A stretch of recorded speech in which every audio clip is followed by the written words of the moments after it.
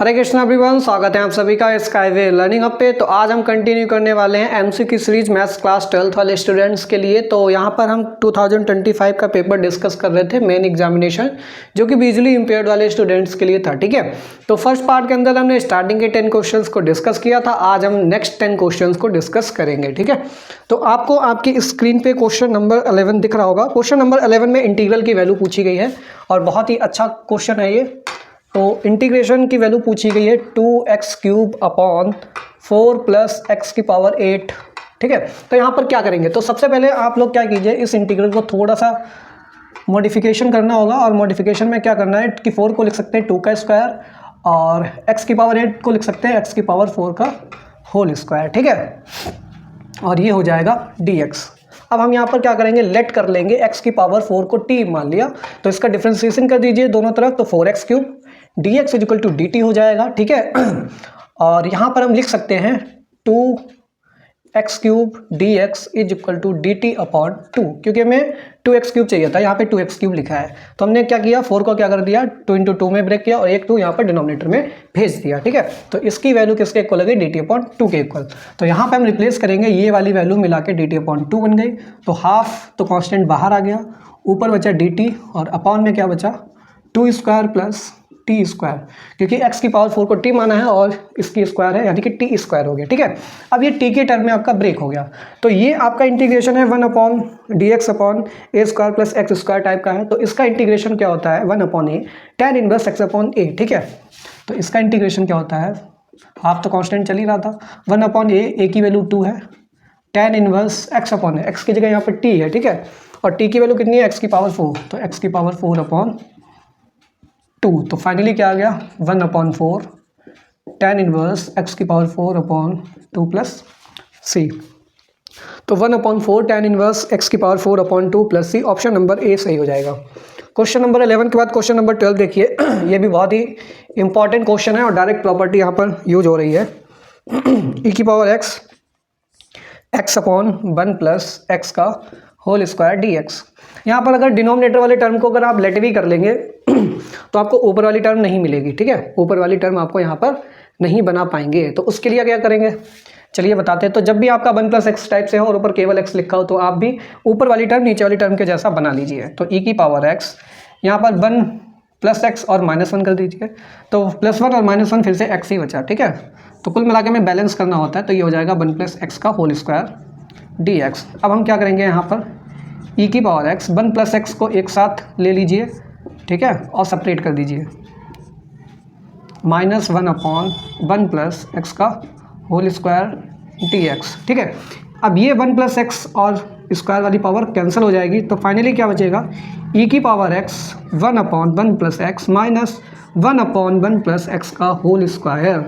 तो अगर आप लोगों को दिख रहा होगा, मैंने आपको बताया भी है, आप लोगों ने पढ़ा भी है, अगर इंटीग्रल ऑफ हम करते हैं यहाँ पर किसका, इंटीग्रल नहीं, अगर हम डिफ्रेंसिएशन करते हैं 1/x का, d/dx ऑफ 1/x होता है माइनस का 1/x²। ठीक है, क्या हो जाता है, माइनस का 1/x²। अब x की जगह अगर x + 1 है तो यहाँ पर कुछ नहीं, लीनियर फैक्टर होना चाहिए, तो x + 1 का स्क्वायर हो जाएगा। ठीक है, तो यहाँ पे आपको देखने को मिल रहा है, ये अगर हम fx मान लें तो इस fx का डिफ्रेंसिएशन करेंगे तो -1/1 + x² आएगा।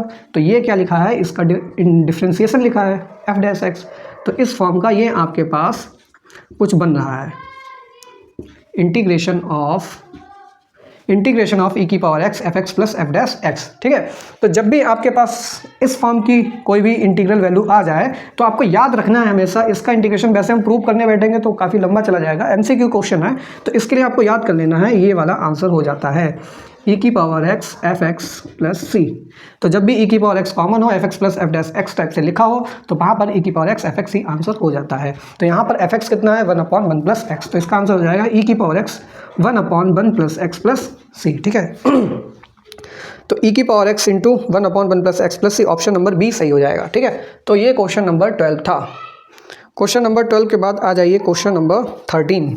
तो क्वेश्चन नंबर 13 देखिए, आपको स्क्रीन पे दिख रहा है, the area of the reason bounded by the lines. तो ठीक है, चलिए हम भाई ये लाइंस दे रखी हैं और हम चेक करते हैं कि कौन सी लाइन कहाँ पे जाएगी सबसे पहले? पहली लाइन है y equal to x plus one, तो y equal to x plus one में x की वैल्यू 0 डालते हैं तो y की वैल्यू क्या आएगी? 1 आएगी, तो इसको 1 पॉइंट मान लो, ठीक है। फिर y की वैल्यू अगर 0 डालते हैं तो x की वैल्यू क्या आएगी? -1 आएगी, तो इसको -1 पॉइंट मान लो। तो ये तो लाइन हो गई आपके पास y equal to x plus one का, ठीक है। और x इक्वल टू 1 लाइन लेनी है, तो x इक्वल टू 1 लाइन यहाँ पे आएगी, ठीक है। तो x equal to 1 line by parallel to y axis हो जाएगी, ठीक है। तो ये x इक्वल टू 1 लाइन हो गई, ये आपका ओरिजिन है, ठीक है। इसके बाद आपसे कह रहा है x इक्वल टू 3 लाइन लेनी है, तो x इक्वल टू 3 भी लाइन लेते हैं भाई। 1 हो गया, 2 हो गया, तो 3 यहाँ पे आएगा कहीं, तो ये x इक्वल टू 3 हो गया, ठीक है। x इक्वल टू 3 हो गया एंड x एक्सिस, और कह रहा है x एक्सिस को भी लेना है, तो इस पूरी x एक्सिस को भी ले लो, ठीक है। तो कह रहा है the area of reason bounded by the lines, तो इन लाइंस के द्वारा जो बाउंडेड रीजन होगा उसका एरिया क्या होगा? तो अगर हम एरिया की बात करें तो टोटल एरिया बाउंडेड यही तो हो रहा है, और ये एक ट्रायंगल शेप का है, तो अगर इस पॉइंट को A बोल दें, इस पॉइंट को B बोल दें, इस पॉइंट को हम C बोल दें, तो एरिया ऑफ ट्रायंगल ABC निकालना है तुम्हें, एरिया ऑफ ट्रायंगल ABC। तो एरिया ऑफ ट्रायंगल ABC क्या था? Half into base into height, तो हाफ इंटू बेस, बेस कितना है इसका? देखो ओरिजिन से -1 डिस्टेंस यहाँ पे है, ठीक है। तो 1 यूनिट की डिस्टेंस यहाँ पे हो गई, फिर ये 1 से 2 और ये लाइन कहाँ पे? x इक्वल टू 3 पे, तो यहाँ से यहाँ तक 3 हो गई और ये 1 और इधर है, तो 1 और 3 कितना हो गया? 4, टोटल 4 यूनिट तो x एक्सिस पे मिल रहा है। और हाइट इसकी कितनी है? तो हाइट की अगर बात करें तो ये x इक्वल टू 3 लाइन इस लाइन पे इंटरसेक्ट कर रही है, तो इंटरसेक्टिंग पॉइंट निकाल लो, इंटरसेक्टिंग पॉइंट। तो y इक्वल टू लाइन क्या है? x प्लस 1, इसमें मैं क्या पुट करना है? x इक्वल टू 3 पुट कर दीजिए, तो y की वैल्यू क्या हो जाएगी? 4 हो जाएगी। तो कहने का मतलब है ये 3,4 पॉइंट हो जाएगा, ये पॉइंट क्या हो गया? 3,4। हमें क्या चाहिए? हाइट चाहिए, तो हाइट क्या है? y वाला पॉइंट तो y एक्सिस के अलॉन्ग ही, तो चेक करेंगे हाइट इसकी, तो हाइट y वाला पॉइंट हो जाएगा, तो y पॉइंट कितना है यहाँ पर? 4 है, तो इंटू कर दीजिए 4, ठीक है। तो 2 1 जा 2, 2 2 जा 4, तो ये आ जाएगा 8 स्क्वायर यूनिट्स, ठीक है। कितना इजी क्वेश्चन था, तो कितना आ रहा है आपके पास? 8 square units, option number B सही हो जाएगा, ठीक है। 14 आपको दिख रहा है, इंटीग्रेटिंग फैक्टर के बारे में यहाँ पर पूछा जा रहा है। तो क्वेश्चन नंबर 14 के अंदर आपके पास एक लीनियर डिफरेंशियल इक्वेशन दे रखी है, x of dy over dx minus y of equal to 2x square. तो लीनियर डिफरेंशियल इक्वेशन को कन्वर्ट करने के लिए इसका कोफिशिएंट क्या होना चाहिए? 1 होना चाहिए, तो जो भी है उससे डिवाइड कर दो। तो इस x से जब डिवाइड करेंगे तो क्या आएगा आपके पास? dy ओवर dx माइनस का 1 upon x y equal to 2x, ठीक है। तो p की वैल्यू क्या हो जाएगी? माइनस का 1 अपॉन x, और q की वैल्यू क्या हो जाएगी? 2x हो जाएगा, ठीक है। तो IF कैसे दिया जाता है लीनियर डिफरेंशियल इक्वेशन का? IF इक्वल टू e की power integral of px dx, तो e की पावर माइनस का 1 upon x dx, minus sign common ले लीजिए बाहर, तो ये बचेगा आपके पास 1 अपॉन x का log x, ठीक है। और e की पावर log x की पावर -1 हो जाएगी, और ये e से log हट जाएगा तो सिंपली x की पावर -1 बचेगा, इसको लिख सकते हैं 1 अपॉन x, ठीक है। तो IF क्या है आपके पास? 1 upon x, option number B सही हो जाएगा। क्वेश्चन नंबर 15 पे आते हैं। 15 में देखिए, the number of unit vectors of unit length perpendicular to the vectors. तो आपको पता है अगर 2 वेक्टर दे रखे हैं a और b, अगर 2 वेक्टर्स दे रखे हैं और आपको एक तीसरा वेक्टर चाहिए जो इन दोनों के परपेंडिकुलर हो, तो उसके लिए हमें क्या करना पड़ेगा? इन दोनों वेक्टर का क्रॉस प्रोडक्ट लेना होगा, a क्रॉस b। तो a क्रॉस b क्या डिनोट करेगा? a क्रॉस b डिनोट करेगा perpendicular vector to the plane containing a and b, यानी कि a और b को कंटेन करने वाला जो प्लेन होगा उसके जो परपेंडिकुलर वेक्टर आएगा वो आएगा a क्रॉस b, ठीक है। तो a क्रॉस b हमने निकाल लिया, a क्रॉस b, और इसको नाम दे दिया c वेक्टर, ठीक है। तो ये जो c वेक्टर आएगा वो a और b दोनों के क्या होगा? परपेंडिकुलर होगा, ठीक है। चलिए अब हमारे पास c वेक्टर आ गया है। आप लोगों को वेक्टर में आप लोगों ने ये भी पढ़ रखा होगा कि किसी वेक्टर के अलोंग अगर यूनिट वेक्टर निकालना तो कैसे निकाला जाता है? तो यूनिट वेक्टर अलोंग सी, ठीक है। तो इस सी वेक्टर के अलोंग यूनिट वेक्टर कैसे निकालेंगे? तो आपको क्या करना है? सी वेक्टर अपॉन इसका मैग्नीट्यूड ले लीजिए, तो ये आ जाएगा आपके पास यूनिट वेक्टर आ जाएगा along the direction of C vector. अब आपको पता है जब आप ए क्रॉस बी कर रहे हैं तो ये प्लेन है, ठीक है, प्लेन के परपेंडिकुलर आएगा वेक्टर। तो ये परपेंडिकुलर वेक्टर अपवर्ड डायरेक्शन में भी हो सकता है या फिर डाउनवर्ड डायरेक्शन में भी हो सकता है, ठीक है। जैसे कि ये आपके पास ए वेक्टर है और ये बी वेक्टर है, तो ए बी वेक्टर के परपेंडिकुलर ये हमारे पास थंब है, ठीक है। तो ये थंब क्या है, अपवर्ड डायरेक्शन में भी हो सकता है, डाउनवर्ड डायरेक्शन में भी हो सकता है। तो कहने का मतलब ये जो सी है, तो यहाँ पर जब इसका यूनिट वेक्टर निकालेंगे तो वो प्लस माइनस साइन शो करेगा, यानी कि प्लस का मतलब अपवर्ड डायरेक्शन, माइनस का मतलब डाउनवर्ड डायरेक्शन। तो यहाँ पर टोटल कितने यूनिट वेक्टर पॉसिबल है, 2 यूनिट वेक्टर्स पॉसिबल है, ठीक है। तो यहाँ पर क्वेश्चन नंबर 15 में ऑप्शन नंबर बी सही हो जाएगा, टोटल 2 यूनिट वेक्टर्स पॉसिबल हैं, ठीक। क्वेश्चन नंबर 16 की बात करें तो ये क्वेश्चन हम ऑलरेडी डिस्कस कर चुके हैं प्रीवियस क्लास में कि maximum minimum value objective function की कॉर्नर पॉइंट पे ही हमेशा लाई करती है, तो ऑप्शन नंबर सी सही हो जाएगा। क्वेश्चन नंबर 17 की बात करें the common reason for the inequalities, तो यहाँ पर कॉमन रीजन आपको फिर से निकालना है। तो क्वेश्चन नंबर 16 में सबसे पहले हम एक क्वाड्रेंट बनाएंगे, x plus y is equal to 1, ठीक है। तो x plus y less than equal to 1 के लिए, x plus y equal to 1 की हमने एक लाइन ड्रॉ कर ली इस सिस्टम के अंदर, ठीक है, कार्टेशियन प्लेन पे, और कह रहा है लेस देन है, लेस देन 1। तो ओरिजिन क्या होगा, सेटिस्फाई होगा। यहाँ पर 0 0 एक्स वाई की वैल्यू पुट करेंगे तो 0 लेस देन 1 होता है, बिल्कुल सही है। तो इसका डायरेक्शन ओरिजिन की तरफ होगा, इस लाइन का शेडेड रीजन, ठीक है। और क्या दे रखा है, by greater than equal to 0, यानी कि बाई भी आपको पॉजिटिव लेना है। तो कहने का मतलब जो रीजन आएगा, बाई भी पॉजिटिव एक्स भी पॉजिटिव, और ये लाइन ओरिजिन को सेटिस्फाई कर रही है, तो ये फर्स्ट क्वाड्रेंट में ही तो रीजन मिल रहा है, तो ये फर्स्ट क्वाड्रेंट में आएगा, ठीक है। तो ऑप्शन नंबर डी सही हो जाएगा। क्वेश्चन नंबर 17 के बाद क्वेश्चन नंबर 18 पे आते हैं। क्वेश्चन नंबर 18 में कह रहा था A B R appeared for the interview of 2 vacancies, suppose that A और बी 2 दोस्त हैं और वैकेंसी के लिए गए हैं इंटरव्यू देने के लिए। The probabilities of A selection is 1/5, तो कह रहा कि ए का सिलेक्शन हो जाएगा तो उसकी प्रोबेबिलिटी क्या है, 1/5 है। बी सिलेक्ट हो जाएगा, इसकी प्रोबेबिलिटी क्या है, 1/3 है। The probability of none of them is selected, कह रहा कि कोई भी सिलेक्ट ना हो, इसकी प्रोबेबिलिटी क्या है, ठीक है, कोई भी सिलेक्ट ना हो, तो प्रोबेबिलिटी नन सिलेक्टेड।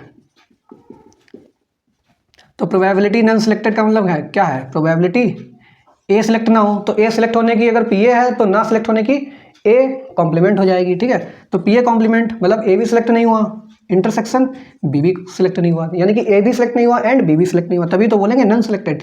तो यहाँ पर इंटरसेक्शन का यूज हुआ। अब दोनों कैसे हैं भाई, किसी का सिलेक्शन किसी दूसरे पे तो डिपेंड कर नहीं रहा, इंडिपेंडेंट है दोनों। तो जब भी इंडिपेंडेंट होता है तो इंटरसेक्शन क्या हो जाता है, P A dot P B complement हो जाएगा। तो ए की अगर 1/5 है तो पी ए नॉट की क्या हो जाएगी, पी ए कॉम्प्लीमेंट की क्या हो जाएगी, 4/5 हो जाएगी, इंटू पी बी की अगर 1/3 है तो पी बी नॉट क्या हो जाएगा, 2/3 हो जाएगा, ठीक है। तो यहाँ से आएगा 8/15, ठीक है। तो नन इज सिलेक्टेड की हो जाएगी 8/15, ऑप्शन नंबर सी सही हो जाएगा। इसके बाद आते हैं को रीजन एंड असर्शन। तो क्वेश्चन नंबर 19 में देखिए आपके पास वेक्टर दे रखे हैं, 2 वेक्टर्स कह रहा म्यूचुअली परपेंडिकुलर हैं। तो अगर 2 वेक्टर म्यूचुअली परपेंडिकुलर हैं यानी कि उनके बीच का एंगल कितना होना चाहिए, 90 डिग्री होना चाहिए, बिल्कुल सही बात है। अगर दोनों के बीच का एंगल 90 डिग्री है तो दोनों का डॉट प्रोडक्ट क्या होता है, जैसे ए डॉट बी करें, ए बी कॉस थीटा होता है, कॉस थीटा कॉस 90 क्या होता है, 0 होता है। तो दोनों का डॉट क्या होना चाहिए, 0 होना चाहिए। तो चलिए चेक करते हैं। तो A vector equal to 4i cap plus J cap minus K cap. B vector की बात करें तो B vector equal to -2i cap plus 3j cap minus का 5k कैप। तो ए डॉट बी करने पे 0 मिलना चाहिए, करके देख लेते हैं। आई का आई वाले से मल्टीप्लाई होगा कंपोनेंट का, तो माइनस का 8, जे का जे वाले के साथ प्लस का 3, और इसका क्या हो जाएगा प्लस का 5। तो 5 3 8 माइनस 8 क्या हो गया 0। तो यानी कि ये परपेंडिकुलर वेक्टर्स हो गए, ठीक है। फिर रीजन क्या दे रहा है, 2 vectors A V are perpendicular to each other if their dot product is 0, बिल्कुल सही है। तो असर्शन भी सही था और रीजन तो बिल्कुल सही दे रहा है और करेक्ट एक्सप्लेनेशन भी है।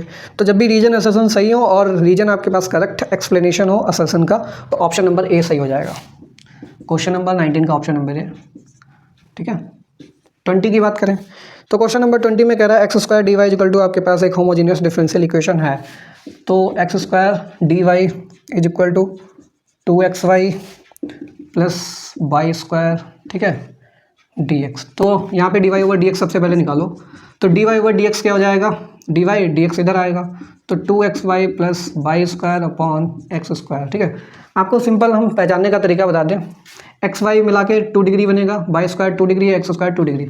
जब सारे टर्म सेम डिग्री के हो जाए ऊपर नीचे न्यूमरेटर डिनोमिनेटर, तो सिंपल होमोजीनियस होगा। बट इसका रीजन क्या है, differential equation of the form dy/dx equal to function of y/x is homogeneous differential equation.